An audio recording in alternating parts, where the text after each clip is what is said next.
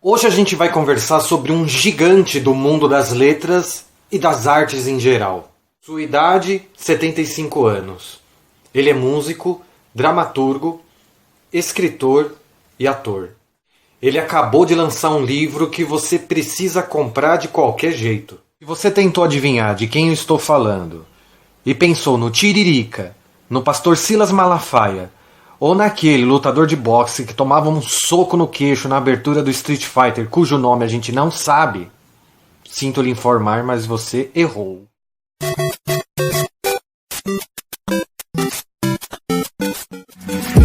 Beijou sua mulher como se fosse a última, e cada filho seu como se fosse o único, e atravessou a rua com seu passo tímido.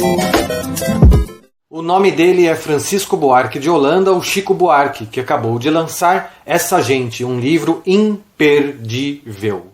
Imperdível.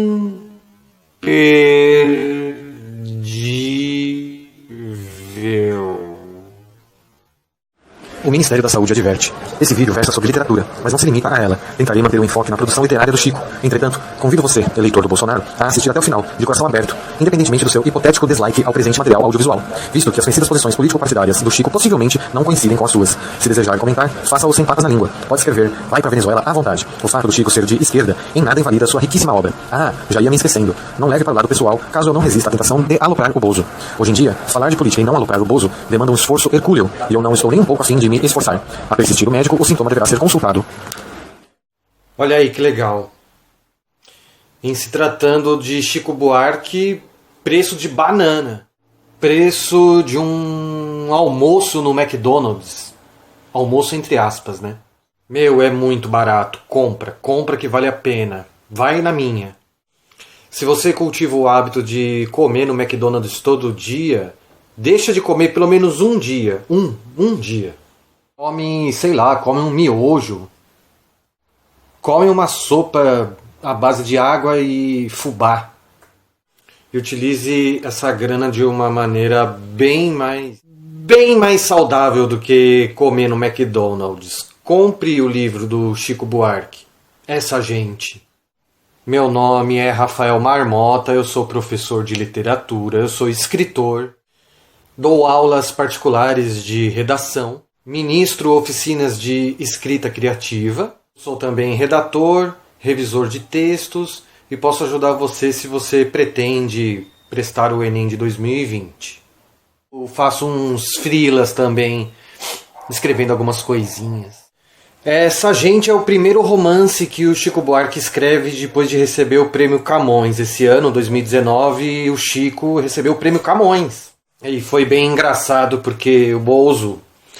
A gente não precisa entrar em detalhes aqui, né? Todo mundo sabe quem que é o Bozo. O Bozo se recusou a assinar, a outorgar, né, o prêmio ao Chico. E quem o fez foi apenas o governo de Portugal. E aí Chicão, do alto de sua genialidade, perspicácia e inteligência fora do comum, afirmou: o Bozo se abster de assinar é como se fosse um segundo prêmio Camões. Palmas, palmas, palmas para Francisco! Essa Gente se debruça sobre o Brasil de agora, o Brasil contemporâneo, o hoje em dia. E é bem legal que o Chico, tal qual o Woody Allen, vou pronunciar certo, né? Woody Allen. Eu sou muito fã dos filmes do Woody Allen. Ele também utiliza um personagem que é escritor. Um escritor brasileiro vivendo no Rio de Janeiro, cidade que o Chico tão bem conhece. O nome do protagonista é Manuel Duarte. E aí a gente pode ver a correlação fonética com o nome Chico Buarque. A obra foi lançada em 14 de novembro de 2019, não tem nem 2 meses. E é o tipo de romance fadado ao sucesso, já nasceu best-seller. Existem listas de livros mais vendidos em jornais, em revistas. E muitas vezes essas listas funcionam ao contrário, né? Dependendo do título que é mais vendido, ou dos títulos mais vendidos, né? Via de regra são romances, obras, ficcionais ou não, que você tem que manter distância. Eu realmente desconheço e ignoro se o Chico figura hoje em dia na lista dos mais vendidos com essa gente. Contudo, caso esteja figurando, o Chico é uma exceção que confirma a regra. No caso dele, corra agora para a livraria mais próxima da sua casa e adquira o quanto antes essa gente. Tem pessoas também, né, que funcionam ao contrário, né? As dicas literárias e as dicas de filmes, as dicas cinéfilas de determinadas pessoas, a gente tem que manter distância, né? Não, você me indicou isso daí, então óbvio que você não vai falar para a pessoa, né? Pelo amor de Deus. Dá uma fingidinha, fala que você vai se inteirar do assunto. Esse novo romance do Chico apresenta um escritor que teve uma fase áurea, uma fase de altas vendagens, porque ele escreveu uma obra-prima num passado relativamente recente. Só que hoje em dia ele está ladeira abaixo, está em decadência. As mulheres, sim, as mulheres no plural da vida dele estão quase que abandonando. O cara sofre um bloqueio criativo, assim, que é de certa forma lugar comum nas manifestações artísticas, né? O próprio Woody Allen sempre coloca, sempre não, mas muitas das vezes os personagens principais dos filmes dele tratam desse tema, né? O clássico personagem que é o escritor com bloqueio criativo. E na literatura isso aí também é comum, né? Nos romances em geral.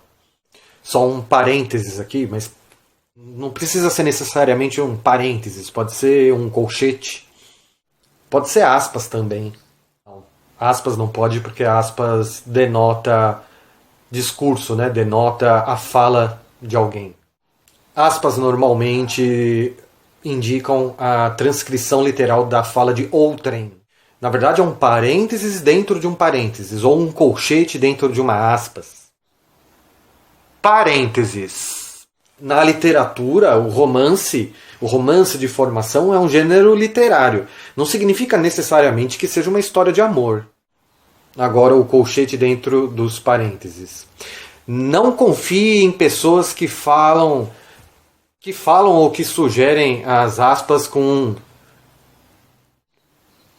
um gestinho afetado. Essas pessoas não são confiáveis, não confie nessas pessoas.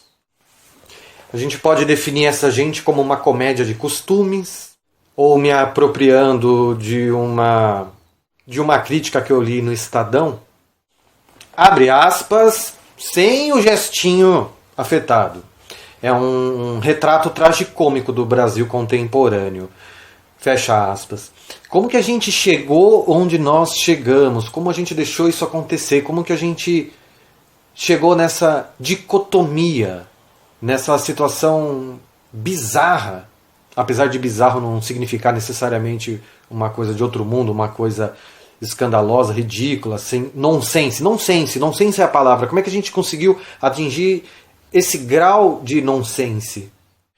Temos fascistas ocupando os altos cargos do executivo e é como se só existissem dois lados, né? O fascismo de um lado e o comunismo do outro, que nunca foi comunismo, na verdade, nunca se colocou em prática nem no Brasil, nem em nenhuma outra parte do planeta, em nenhuma outra nação, o socialismo propriamente dito, né? No Brasil, então, pelo amor de Deus, nunca teve.